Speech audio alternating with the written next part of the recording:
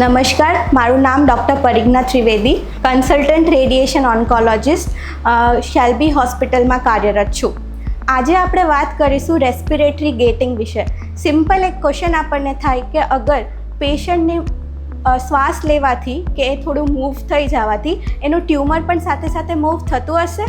તો હા, મૂવમેન્ટ હોય છે અને આ મૂવમેન્ટને કંટ્રોલ કરવા માટે આપણે એક સિસ્ટમ હોય છે રેસ્પિરેટરી ગેટિંગ સિસ્ટમ.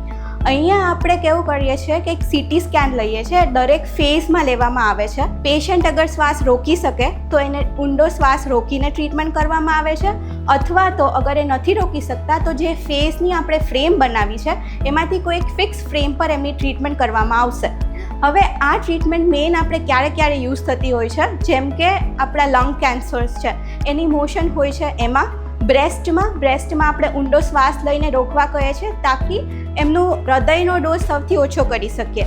આની સિવાય SBRT જેમ કે લીવર, પેનક્રિયાસ એ બધામાં આ સિસ્ટમ યુઝ કરવામાં આવતી હોય છે.